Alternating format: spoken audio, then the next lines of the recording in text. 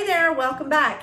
Okay, today I am about to go take my compost bowl out to the compost heap, and I thought I would just show you what I put in it, and I'm going to talk about a few things that I see that I'm not going to put in it that I know a lot of people recommend, and I'm going to tell you my reasons why.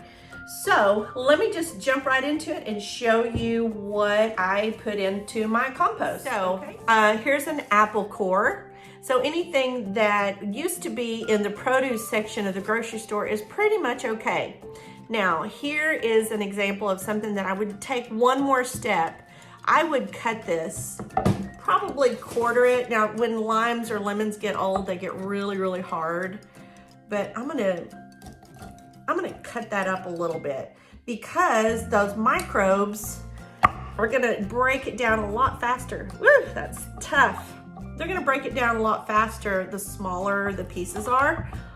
But I've heard people say that they will, put stuff in the blender and then put it in there. I don't do that because that's gonna cause an anaerobic environment, and that's the last thing I want in my compost pile. I want it to be aerobic. So I would chop these up into little pieces. That's pretty much all I'm gonna do. Like, here's an apple core. I don't go to a lot of trouble to, it's got a peanut shell on it.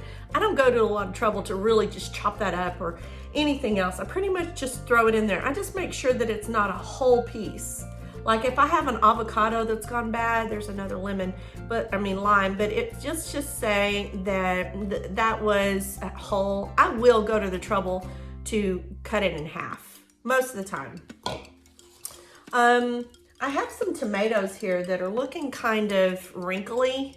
Put those in there, but I just chunk them in there like that. But if I wanted to take the time, I could do that.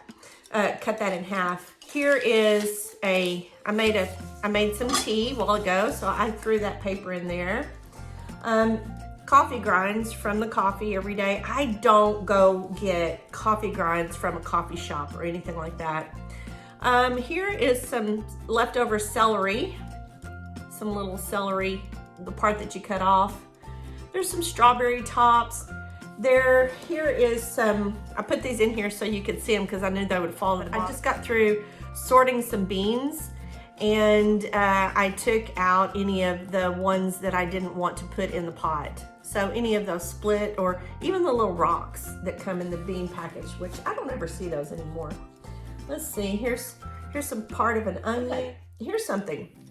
So this is some bell pepper. We made pizza last night for dinner, and it has the seeds in there, which is fine because if I get my pile up to like 131 degrees, is what I always try to get it up to, then those seeds are gonna die in the compost. Let's see, oh, this is my favorite.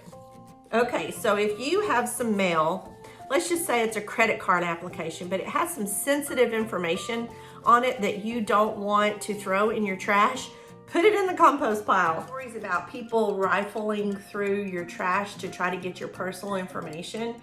You don't even really have to put it through the shredder. I mean, you don't want to throw like a whole envelope in there, but I would just, tear it up into just, like you would before you throw it in the trash. If you have a shredder, that's great. Shred everything first and then put it in there. But the point is not to get it to the point where, somebody can't piece all those pieces back together. You're just trying to get it to the point where those microbes can handle it. Now, one thing about junk mail, I don't put anything in there like the envelope with the little plastic window because that's just gonna keep coming. It's not gonna break down. It's just gonna keep coming up in my compost. It's gonna show up when I'm trying to plant seeds. It's gonna show up here and there. And it's got heavy metals in it probably. I also don't put anything in there that's that waxy material like a magazine. I don't put magazines in there because they have some kind of wax coating on them. And they also have a lot of ink on there. I don't put anything in here like this. Has a little bit of ink on it, but it's not anything that the microbes can't handle, but I don't want to put a lot in there. So I don't put magazines or anything that's waxy type of paper in there. Yuck. I found this orange in my keeper over there. I saw one of them was going bad. This is something I don't put in the compost. Now, a lot of people might argue with me. Now, I will put an orange in there. Like if I eat an orange and I peel it, usually I save the peels, but because I use it for other things, but I will not put, you know, like a gross, slimy cucumber that's been sitting in the bottom of the crisper for a long time. I don't put that in there because it's gone anaerobic. Now, a lot of people may really disagree with me on that, but I don't put it in there because I don't want those types of organisms to be in the compost. When I do my compost and I'm turning it and I'm looking at it, I don't see anything in my compost pile that looks gross and slimy. Like, I know that a lot of people don't want to do compost. I hope that I can talk you into doing compost because that's what I use, right? This is really kind of a companion video to the one that I did a few years ago because I just really believe in the compost. I'm always saying I don't use pesticides, herbicides, fungicides, or any of the other sides. I just use stuff that used to be food that has broken down and it broke down naturally. As far as I can see, the little microbes, the little bacteria and organisms go to work on it, but nothing in there really turns slimy while it's in there. But if it was under anaerobic conditions, I believe that it would. It would stink, it would be slimy, it would be gross. And mine just doesn't ever smell bad. It doesn't ever have gross stuff in it. Here's something else that I don't put in the compost that a lot of people will recommend that you put in the compost, and that's lint from the dryer. The reason is because we don't always use organic laundry detergent. Sometimes we just use whatever we can get at the store. And I know that stuff has a lot of endocrine disruptors in it. And that's a whole story. You have to just look that up yourself. I don't throw in things like the dryer sheets, but it has it has stuff in it, you know, like the fibers from your clothes and stuff. I've seen people say they'll throw shoes in there or they'll throw shirts in there. I personally don't do that. I've had people ask, what about dog poop or cat poop? I would always say, you know, we do throw chicken poop in the compost. And I have thrown cow manure in the compost, but I want to know, what were those animals eating? Were they on some kind of meds? Were they on some kind of medication? I don't put any poop in there. We do with the chickens. And if we had rabbits, we would. If we had horses, we would. I would throw that in there, but depending on what they're taking, what are they ingesting? What's something else? Okay, so that you don't put in the compost would be any kind of oils or meats or butters. And the reason for that is because I don't want any kind of critters getting in my compost. I don't want like a dog or a cat or a coyote or a rat or a snake or anything like that trying to get into there to get something because it smells like meat or oil. That's one of the big reasons, but another big reason is oil will coat the exoskeleton of any kind of micro or macro biology. So, and a lot of the insects breathe through an exoskeleton. And if I were to put, say, something like orange oil in there, or if I were to put neem oil in there, or if I were to put olive oil or grapeseed oil or any kind of butter or anything like that, it suffocates them because they breathe through their exoskeleton. So even in the gardens, I don't try to control the pest by using neem oil or anything because it's gonna kill the good bugs too. So, and the earthworms, all kinds of stuff.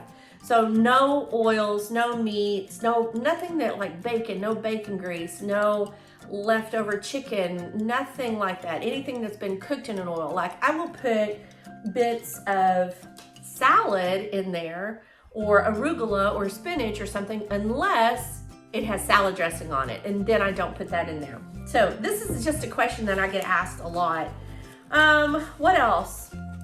So anything that comes from the produce section, usually I keep this handy. Let's see. Oh, you know what else that I didn't cover is, and I don't see any in here, but eggshells. I don't want to dig in this too much. I don't see any eggshells in here, but we usually do whenever we make eggs. I just throw the eggshells in here. Now, some people will say you need to put them through a food processor or a grinder or something like that. I don't do that. Usually I just crack them, throw them in there. I do put eggshells in there, but I do not put the eggs in there. I don't put any milk. I don't put anything that came from the dairy section, except for the shells of the eggs, okay? Oh, and you know, whenever I peel any of my pecans, I put the shells from the pecans in there.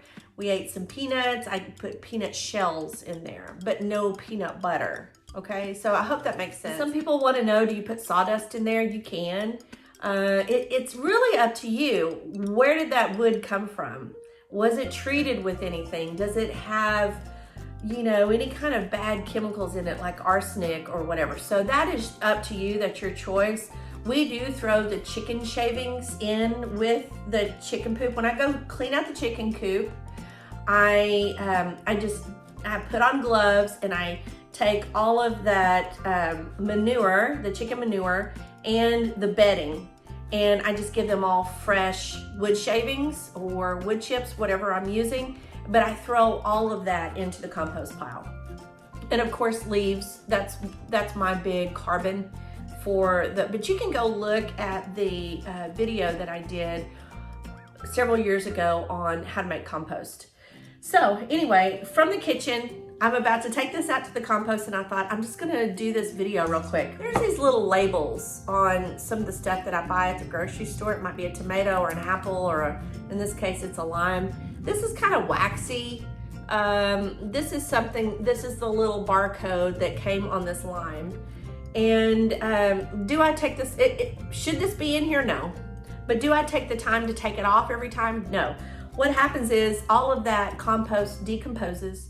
It goes through all of its phases, and I see them in the compost, and it does not break down. Everything else breaks down except for something that's got that waxy coating on it, and I just take them out whenever I see them. Yeah, so that's what I put in my compost pile, and I just thought I would share it with you before I took this out to the compost bin. All right, until next time, bye for now.